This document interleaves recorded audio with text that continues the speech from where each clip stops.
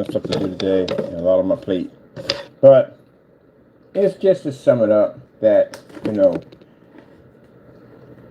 individuals who follow this guy are mad at me because they feel it's my fault. First things first, we've been warning you about this guy for a long, long time. This is your own fault, your own doing. My name is Kenneth Bird. My company is Black Series Edition LLC, Crystal Age Technology Screens, and our platform we like to call Cardboard PC Kingdom, where we build basically PCs out of cardboard. These are some of our builds. Anyway, we've been telling you about this guy for the longest time. We done a ton of research on him. Called a blacklist. There is so much stuff in there. This stuff we have on this guy is unfreaking believable. It's way beyond that. And we're not the only ones he's ripped off. He's ripped off a lot of people. Besides other people on YouTube, he's ripped off a lot of people. This stuff had no testing on it. It was basic everyday black and white paint. We know we had it down here. We got unboxing videos on this product. We got receipts on canceled orders. We got everything you could possibly think of on this guy. And he ripped off his customers on every possible level you could possibly think of. And we've been warning y'all. And for some people to listen, and they backed away. But other people who call themselves hardcore fans, they sat out there and they basically believed in this guy. And they came at us and said, oh, you're just jealous. Yeah, we're jealous. We have the most advanced technology and we're jealous. Okay. Well, you reap what you sow at the end of the day. So, when he made the video called Moving On to Better Things, he couldn't even go out on a high note. This guy committed crimes as he was going out. Posted my picture twice, or 3 times, website and YouTube, which landed him a lawsuit at around roughly $400,000 is what he's going to be hit with. That's not considered the rest of the stuff that's coming. There's a lot of stuff coming down that path. Committed crimes against my sister, who posted her address. Made some claim that, hey, his LLC is registered there. Well, guess what? Judge will tell you it's not when we get to court. When she takes you to court, because she's filing charges against you in the building that he did that against, because there's other people living in this building, they're filing. Guess what? They requested my paperwork. And guess what? My paperwork doesn't show any form of my address, of my business, on their LLC, on their company's name, nothing, not a thing. As I told you before, it's under e-commerce. It'd be the dumbest thing in the world for me basically to be a paperwork jockey to put my LLC on a building that I know that at the end of the day I have an e-commerce business. So no, good try, but not going to happen, buddy. So again, that's out the door. But you're still going to get sued by multiple parties because he did something he shouldn't have did. Your products don't work because, again, your product was made around a bunch of hype, a bunch of fake environments, low lighting, poor lighting, dark environments, ultra short throw projectors that were used mainly in demonstrations because the distancer wouldn't be there, which means the picture image wouldn't deteriorate as fast. Calibrated machines at the end of the day that customers thought that their images were going to pull that way, but they couldn't because the machines were calibrated. That's called bells and whistles, by the way. Beyond camera tricks. Just about everything you could possibly think of. And I've watched in demonstrations where he deliberately went in, and in demonstrations, he chose certain demonstrations that, again, wouldn't show a lot of contrast levels. And in contrast levels, rarely he would go in and just show them with the lights on, but you would see the screen washing out and fading. Even a desperate attempt to try to take out the gunmetal technology we have over here, which he failed miserably in that process because, again, it doesn't even match. Whatever he showed, the tablecloths or whatever, nowhere near close. We got customers buying that stuff left and right. Yeah, ain't going to happen. And he's been doing that campaign since day one. Go to my YouTube channel, check out shipping dates. You'll see exactly orders we're pushing out. At that time, he was ranting and carrying about every single one of those ship out dates. Nothing at all. He did his customers extremely dirty. And I mean extremely dirty. You got people, got screens that are washing out. I mean, the picture is definitely unacceptable. But I guess they're dealing with it. But the picture's unacceptable.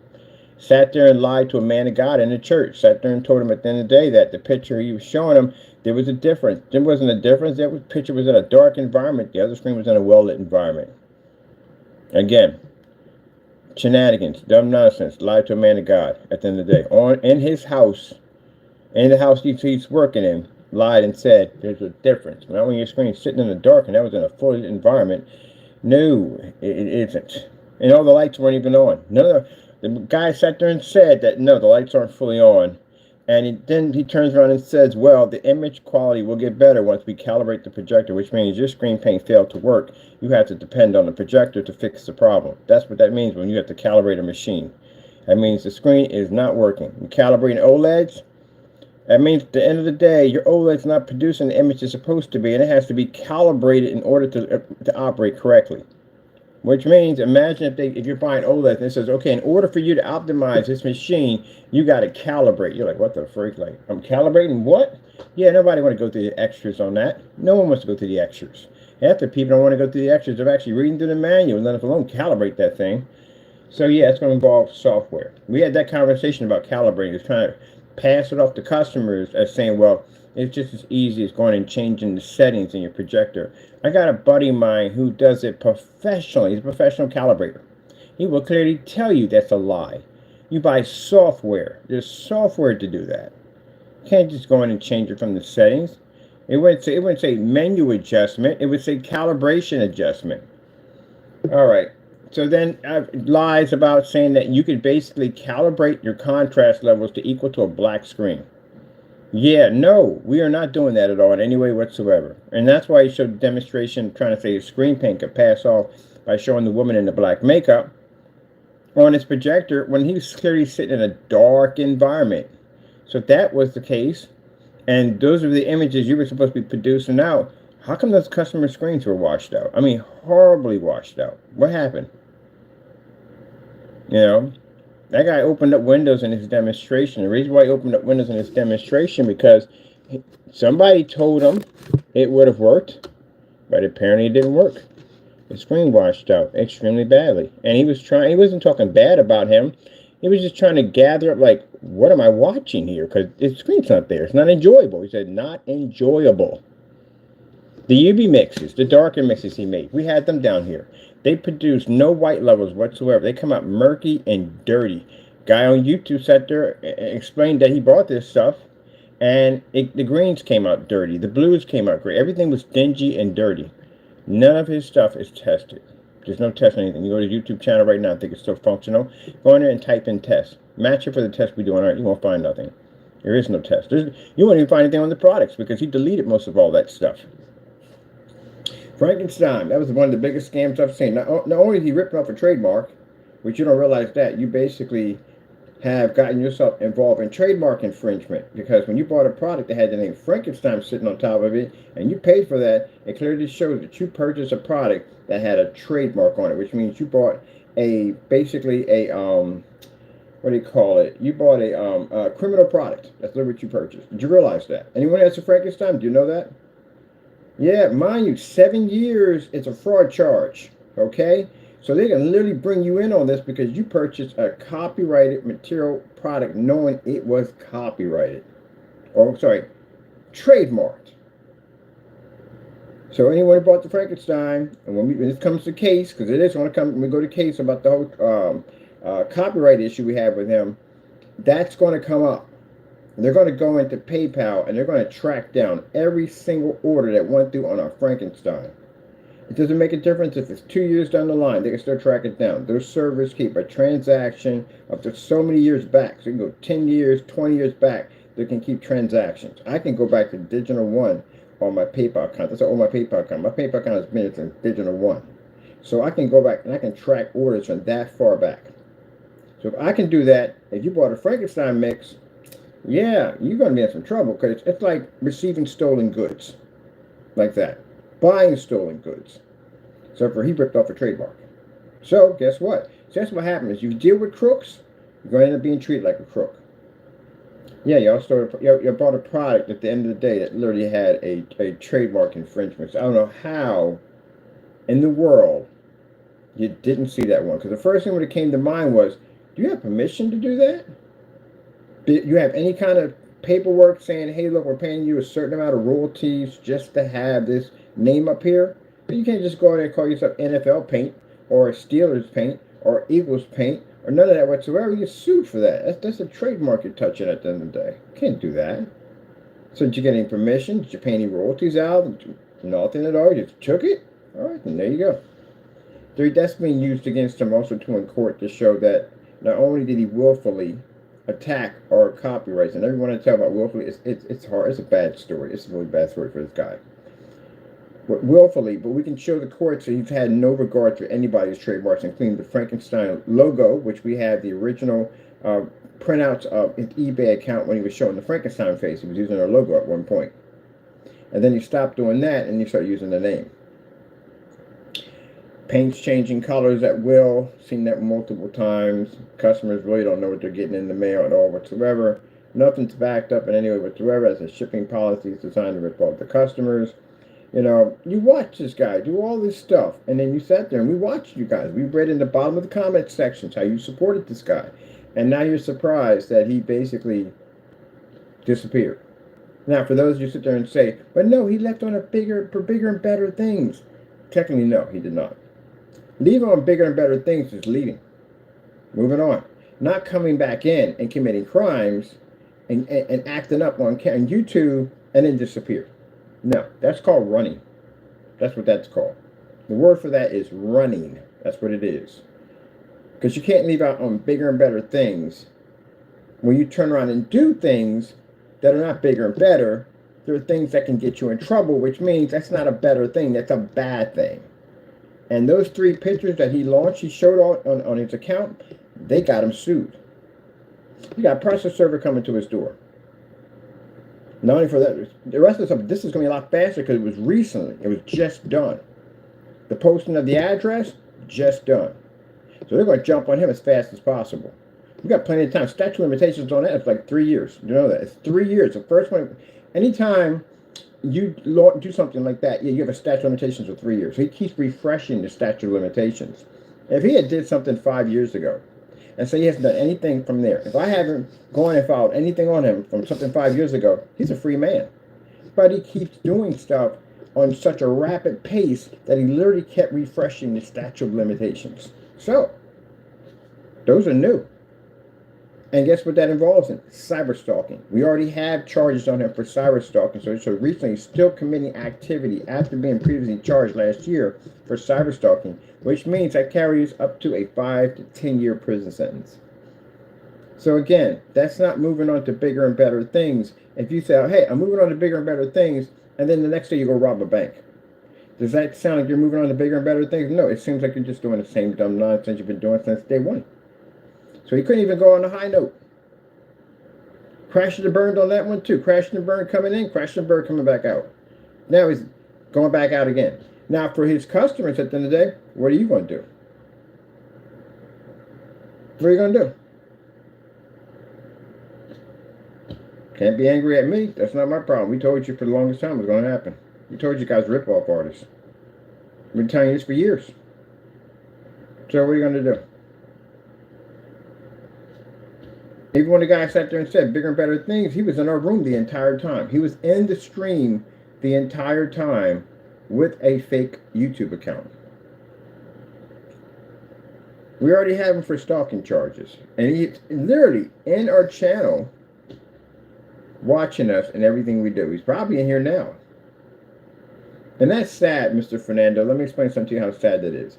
For a person who says they moved on to bigger and better things, and you're in my YouTube stream watching everything that's going on, everything we're doing, that's along the line of obsession and cyber stalking.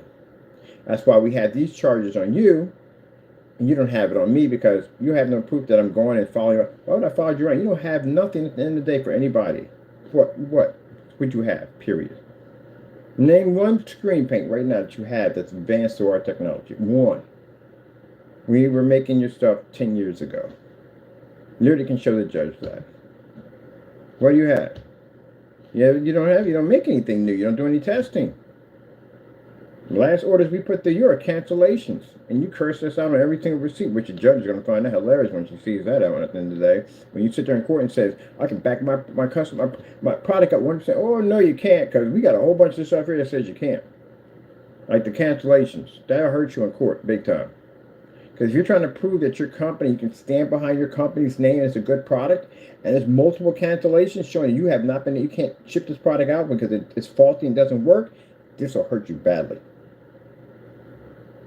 So again, this is not our problem. This is y'all problem. Y'all got to figure it out. We told you, we warned you from the door what was going to happen. I told you it wasn't going to last that long. He's going to burn out soon.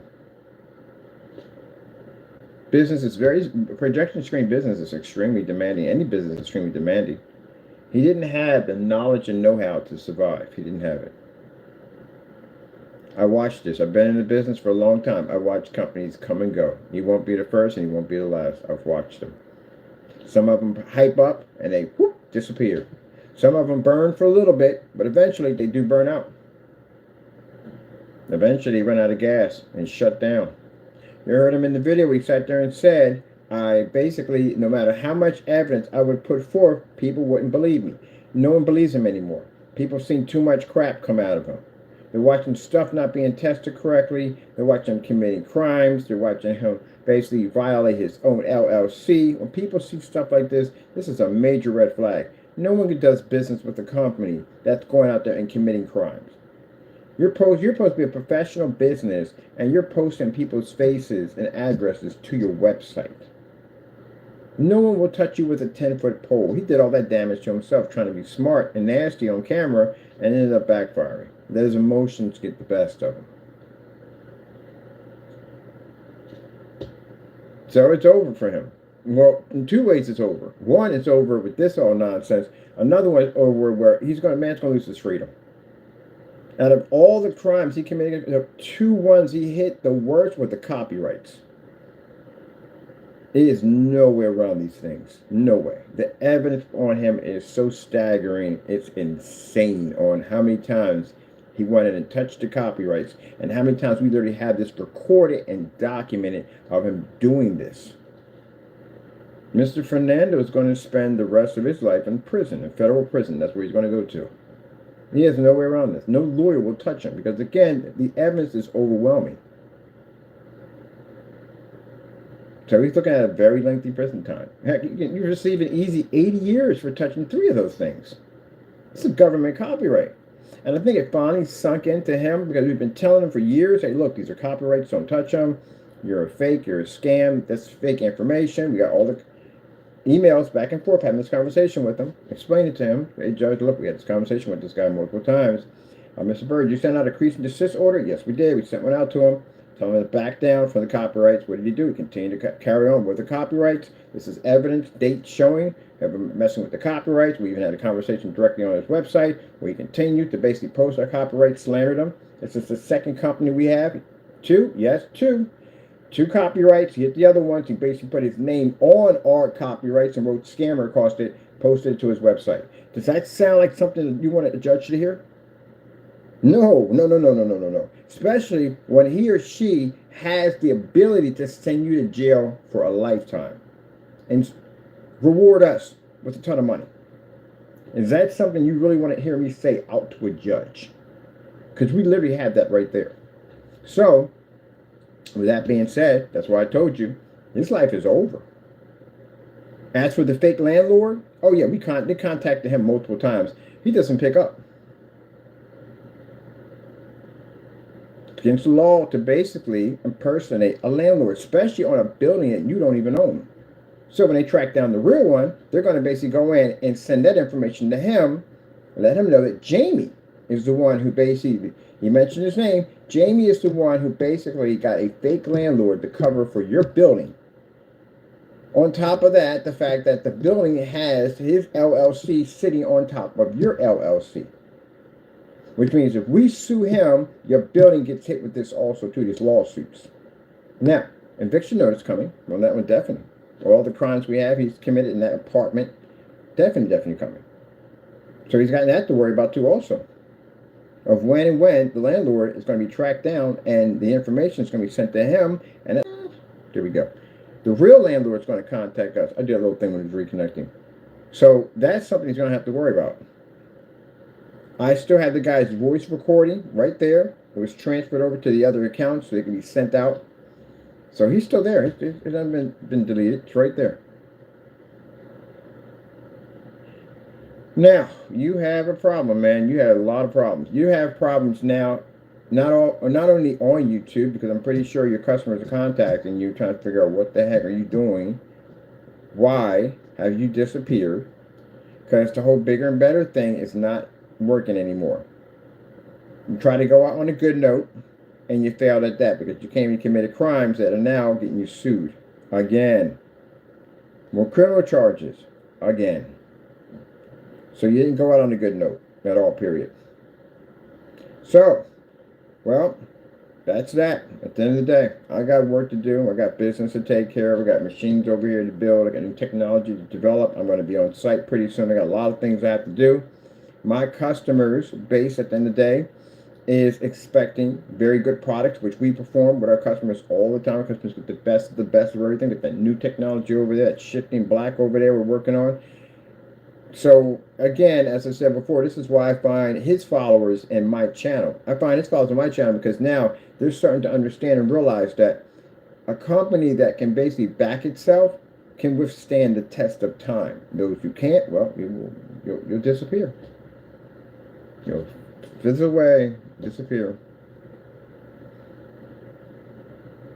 No, his customers already knew this. They're not stupid. Some of them knew this already. Because basically, if you got someone on camera talking about how your product's matching house paint, and we've got tons of demonstrations on black versus black. Again, that's another lawsuit that's coming up in for federal court, and that involves millions of dollars and serious jail time. Because again, you had a campaign that went on YouTube where you slandered our company and said we're not but black paint. So again, that's more charges on top of that. But anyway, we got tons of these demonstrations. They're all over our website. Everything has these black on black demonstrations. But when we request him to do these demonstrations, we didn't get them. And we got the paint down here. Went through this huge fiasco of trying to get him to do these tests. He just wouldn't do them for jack. And we shot video after video after video after video after video.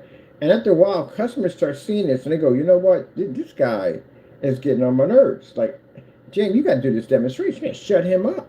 That's why we're pushing that many videos, because we pushed so hard that we knew that if we did enough of these videos, that his customer base would get upset, and they would basically put pressure on him to do it.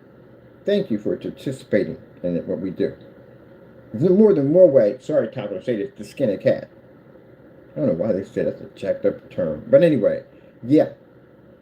We put pressure on we have a lot of videos out, and it puts pressure on people because their fan base would start seeing these videos and they would turn around and ask them to do it. And next thing you know, if they don't do it, then it starts putting skeptical in their mind, thinking, well, maybe this guy's right. Maybe this product is house paint. And then more people put more pressure on him, and that's what happened. They put enough pressure on him, he did the video.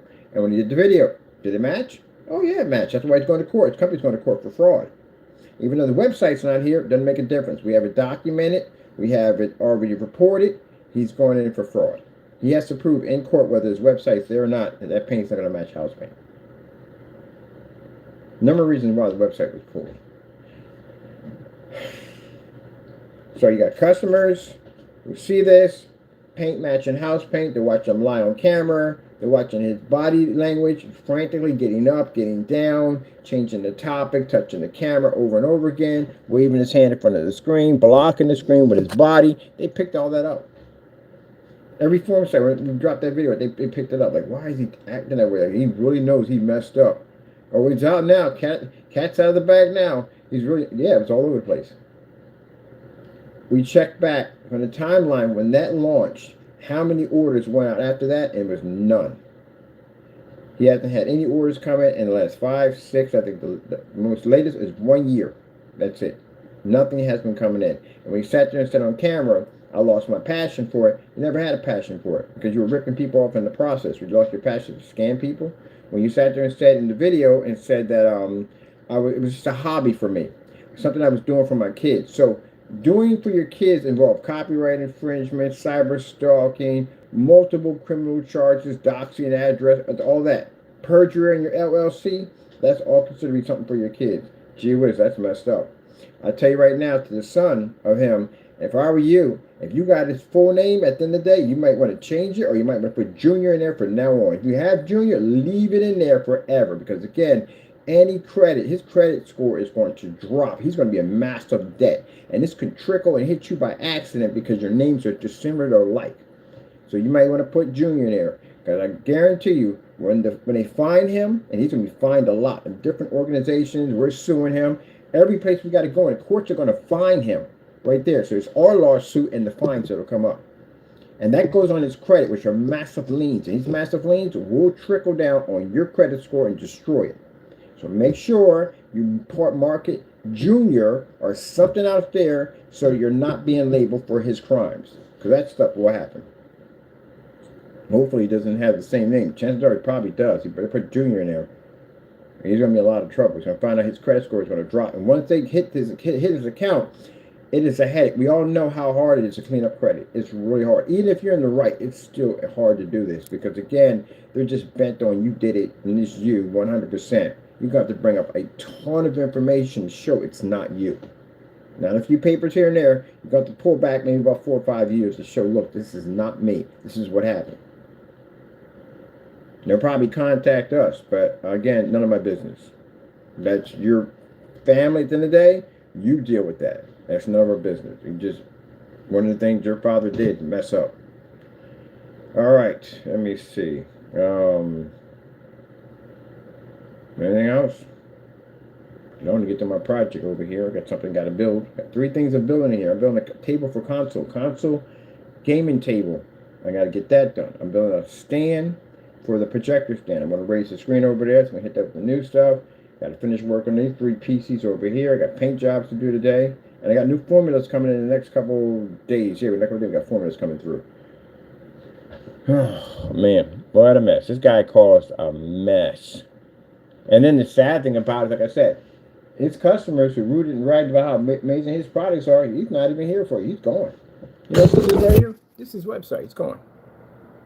He ghost shipped it at first. He was coming in, coming back out. Coming in, coming back out. Coming in, coming back out. Coming in, coming back out. Came on there and talked about something about 3D printing out of his apartment. You can't do that. You lost your mind. You can't 3D print in an apartment. You could 3D print, let's see. License inspection has to come through there. They have to come through there. If you're 3D print, that's a chemical. That's a very serious chemical at that. It's not water-based paints at the end of the day. It's a very serious, flammable chemical that basically, once it becomes airborne, can become toxic and poison. It can cause long-term effects like cancer and lung disease. Look it up. I do my research. I'm a research junkie. So, that being said, can't do that in there. You have to have zoning has to come through to make sure the area is properly ventilated in order to operate a machine like that to begin with. The size of the machine he has is a good size, but literally it's like almost like a small table. So that right there, they're going to sit there and say from the door, no, that's not going to happen. Now, tabletop one, I'm pretty sure you can probably get away with one of those. But one like he has, no, that's not going to happen. And then talking about using it to run a business, so you're going to be basically pumping out large amounts of these statues or whatever, with all those chemicals compiling on top of each other, then the chemicals you have to have in there, no, that's not going to happen, buddy. That's not going to happen.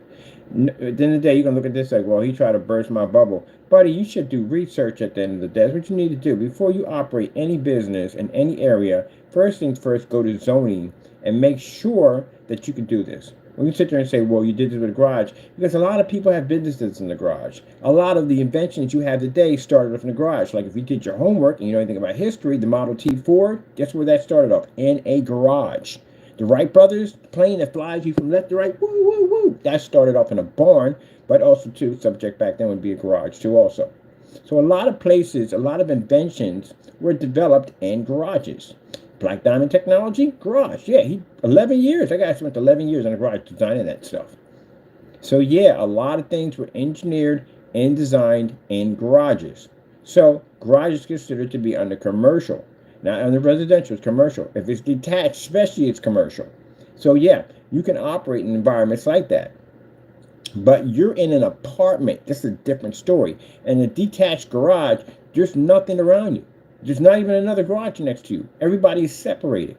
But you're in an apartment where you have people living over top of you, all around you. So those chemicals can get out. If you can smell, if someone burns something, and I've been in an apartment, so I can say this. If someone burns something in their apartment, tell me you can't smell it. They're cooking something in the apartment. Tell me you can't smell it. So if you're working and operating a machine like that with those kind of chemicals, tell me they can't smell it. At that, if they can smell it, imagine what the fumes must be like inside the apartment where people are walking around without a mask, like cats and dogs and whatever whatsoever. And mind you, it's a residue, which means when you burn something, it becomes airborne. And airborne means it has to land somewhere, which means you can have a residue of a toxic powder all through your environment. No, can't have that machine in there. You don't even have it at the large scale. If you're trying to basically sell, especially larger objects that take more burning time, more processing time, or printing time, we're going to call it in the day, you're going to have to buy large amounts of chemicals, and those large amount of chemicals have to be disposed of in certain pickups. You can't put that in everyday trash. You can't be pouring that stuff down the sink. You destroy the ecosystem, so you can't do that. Yeah, buddy, you can't run that at all, period. You can't run that. License inspection will be that someone will be smelling something funny. They'll think you'll be running a meth lab down there, and they'll call license inspection, and license inspection will come in and you will get shut out. Can't do that. From what I've seen in that video, I must have saw maybe about 30 aerosol cans. You got 30 aerosol cans tucked away under a cabinet in an area that basically requires air conditioning. You know, cold pressure can cause cans to implode, especially ones that are already pressurized, like an aerosol can. Are you insane? And then what happens is basically you have to leave out or go on vacation. Do you leave the air conditioner running? Because most people don't leave the air conditioner running. They crack a window here and there for the dogs and or cats if they have animals in there, which you do have pets in there, and they're not running the air conditioner 24/7 because that'd be super expensive. So that means heat in there could accumulate. You put it, but honestly, with that stuff being in there, that's animal abuse. That is serious animal abuse. You can say it's not. It is animal abuse. Because those animals are in an area with a printing press machine, a printing machine in there. And I've seen the apartments. The square footage in an apartment are under like 900. So again, no, you can't operate that stuff in there at all, period. And have all those chemicals and containers and all that stuff in the corner, you can't have that in there, period. So the fact that he bought that up, that's not going to happen, buddy. You're going to have to go out and you're going to have to rent a unit. That's what you're going to have to do. Come out of that apartment, go rent a unit. That's what you're going to have to do. Not an office space, an actual unit. And the unit's going to have to be registered under industrial. That's what you have to do it. Because you have to get a zone for under industrial because the chemicals you are working with. You're going to have proper dumpsters out there in order to do that, which means you're going to have proper licensing before they can actually lease you one of those dumpsters, because God knows if you're going to go pick up one of those things, who knows what's being thrown in one of those things and what the heck they're picking up. They're going to ask you, what are we picking up? People that are going to be renting out the unit, what are you processing in here? What type of chemicals are you working with in here? And it makes sure nothing doesn't damage the foundation of that environment or something they may be using that can actually cause cancer for any future workers in that place. They have to know what you are working with. So it's a lot of stuff he's going to have on the door. I have a friend of mine who has a printing company, and man, if you look at the paperwork and regulations stuff he has to go through, it is absolutely bananas. But you have to go through that because you're working with high chemicals. That's why. Oh, my goodness, man. People don't crack books, do we? We don't crack books anymore? We don't go in and do this research anymore? I've done a ton of research. That's how I know everything about this zoning, because I went and did all that research. When they said we couldn't do anything in the garage, I'm thinking like, wait a minute, isn't a garage, people work in garage with cars and all that stuff? Like every place I go, I see somebody working with garages with cars in them and all that stuff. So I went digging around and found some information about, yes, you can. You got a conversion zoning. Conversion zoning means you have get a conversion to be to convert the product, convert the area into what you choose, but it's expensive, like $1,500 to do it. Conversion. Zoning conversion. Yeah, real thing. I do my research. I'm a study jockey at the end of the day.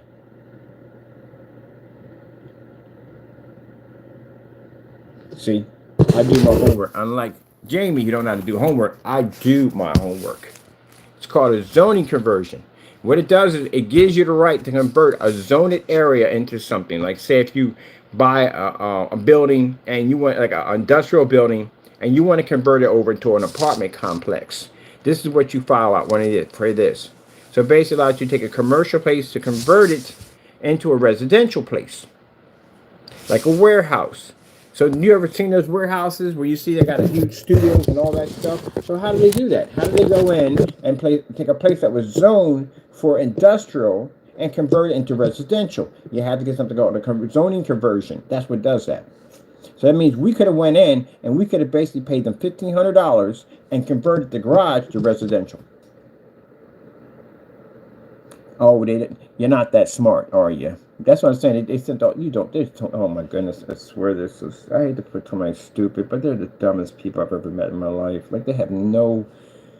They don't understand how the real world works at all. And at all, period. Don't know anything about jack, period. I study everything. Anything that basically that involves anything I'm working, I study it. I know it. So if I speak it, I know it. Yeah, that's what it's called. How do you think people had convert garages into apartments and homes and all that stuff? And how you see warehouses that used to be for goods and products are converted into luxury studios, because you have to get that conversion. And all it does allows you to be able to change over the zoning to residential instead of commercial. You have to know how to file the paperwork out correctly, not commit perjury like on an LLC, because once you commit perjury on a government document, it's going to be extremely hard for him to get any form of documents needed, knowing that that stain is going to be staring in the face. It's going to pop up. It's going to be red flagged. So yeah, starting a business ain't going to happen, buddy. You got to clean that mess up first, because right there, that's when it's holding you back. So you can't get that done. You got to hire a building inspector, attend zoning board meetings. It's a lot. So the conversion, you may need to research local zoning ordinance, apply for the zoning, rezoning, consider the potential impact on the community, which means whatever you're putting there may impact the community. So if you want to convert maybe like a building that used to be residential and you want to convert it over back to industrial, the environment may have changed because it was residential. If it's residential, you got to have other people come in and build houses around that area thinking, okay, it's not industrial anymore. It's okay for us to go in and build our properties there because now we're not within the zone of a dangerous property that could potentially get us sued. So let's build a bunch of houses in there. They built a bunch of houses in there. You go, gee whiz, I can't convert this back into industrial because this house is too close to me. There you go. That's like having a chemical factory next to a school. Can't have that. The school zone basically prevents you from basically building anything hazardous within that area. You know, if your school zone is near, you can't have certain type of firearms. Yeah, you just know all this stuff. Like you, sir, you can't have certain type of firearms because there's a school zone near you. So yeah, all that comes up. When we move into a place, the first thing they ask is, there's a school zone near there? Are we carrying? Do we have firearms? Yes, I do carry firearms. What type of firearms are you carrying? Are any of these firearms involving explosive, incendiary ammo, stuff like that? Like, yeah, I do have one. I had an M60 with a grenade launcher on it. I purchased it when I went to a gun show. And it sits in a storage unit. I'm thinking about just giving it to my friend, let him have it, because at least he can do something with it. He's out in the middle of nowhere. Out in the middle. He has his own land, so he can have it out there. But I couldn't bring it in. It was a collector's. I got it because it's when they had on Scarface. That's why I purchased it, because the exact same gun from Scarface, a replica or something. I was looking, I was like, oh shoot, that's a Scarface? And I was like, yes, it is. How much for it? It's da-da-da-da-da. I was like, here you go. Yeah, and I realized it had a rocket launcher sitting on top of it. But the rocket launcher is, I've never used it. I'm pretty sure it's probably operational, hopefully. But anyway, because it had a rocket launcher on it, and I didn't want to detach it because, you know, it's a whole piece altogether. You know what I mean? It's a detachment with it. They said I couldn't bring it in. So I really learned something new. Any stunners, grenades, or anything like that, and you can't bring anything in there, rocket launchers, stuff like that. I know it's not kind of crazy if you had that in your list, but you can't have rocket launcher, period.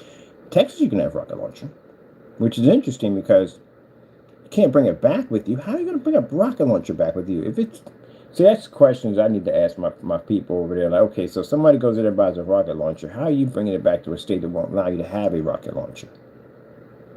First things first, how are you getting a rocket launcher? That's insane, the fact you can buy that over there. It's like you walk in one of the stores. It's like walking into GTA. Remember GTA back in the day where you walking had all the guns up there? You can look and you can pick out the ones you wanted. I think it was GTA 3 had it like that. You can pick all the guns you wanted. One of them at the end with a rocket launcher. It's like that. I'm like, you gotta be kidding me. My one of my family members walked into a gun store. She carries, and she walked and she showed me right up there on display rocket launcher. I was like, You got to be freaking kidding me. Who's buying a rocket launcher? Like, why would you? There's so many questions behind that one. There's so many questions. I've got really fast squirrels. They're armor proof. Like they're space squirrels. I couldn't imagine the conversation happening about a rocket launcher. Neighbor keeps stealing my paper. He doesn't really want to get the. He doesn't understand the situation of the paper situation. So I feel we have a failure to communicate, and this will help me with the communications. What would you use that for? Hunting? What are you hunting that requires a rocket launcher? Bigfoot? What the frick? That's the most insane thing I've ever seen in my life. I have no idea why you would need that. Maybe in the middle of a zombie apocalypse, yeah, that would be a perfect tool right there to have. But still, like, why would you even need a rocket launcher? That's what the comedian was laughing about. He was talking about how they won't legalize weed. I don't smoke weed, by the way, but, you know, people do that shit. I got family do it anyway.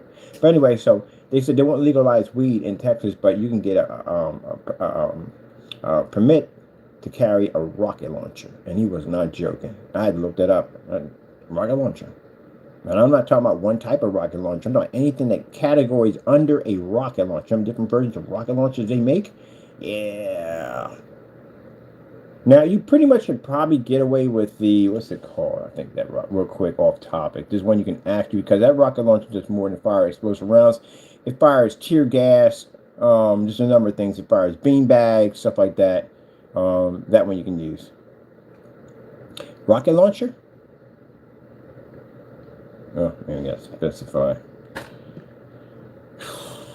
Military rocket launcher.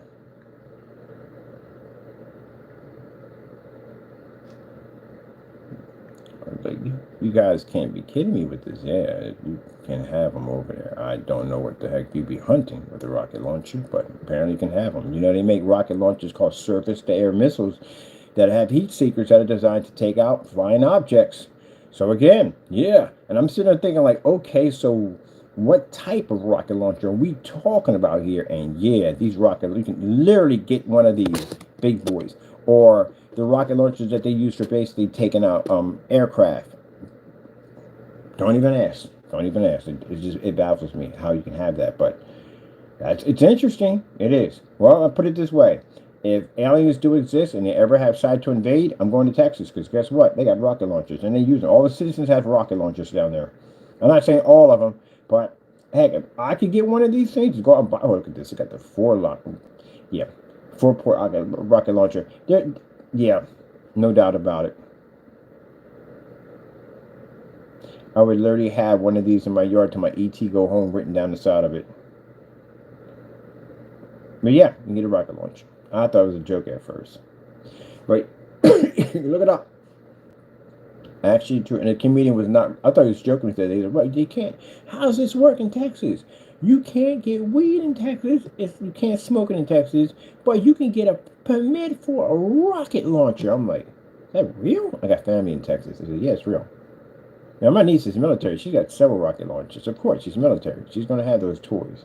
But a civilian can buy and own a rocket launcher. I don't know why you would even need that. You be out there like, don't drinking juice, and her like, do we have a problem? If you like that. That's crazy. But anyway, let's get out of this right here, because we're not talking about that right there. All right, people, I got to go. That's the end of it for me. I got things to do. Now, people can look at this like, oh, that's a low blow shot. It's not a low blow shot. He did all this stuff in front of the doors. Everything's on the blacklist of what he did. Not all of it, but a lot of it's on there. He's being going to court for. And we warned you. We told you for the longest time what this guy was. And those of you who sat in there and said, oh, no, he makes good screen paints. He makes good quality products, all that stuff. Well, you reap what you sow. There you go. Your own words came back to bite you. I told you. I warned you. All right. Well, good luck with all that. And I got things to take care of. I got my customers to deal with and take care of them. On that note, be safe and God bless.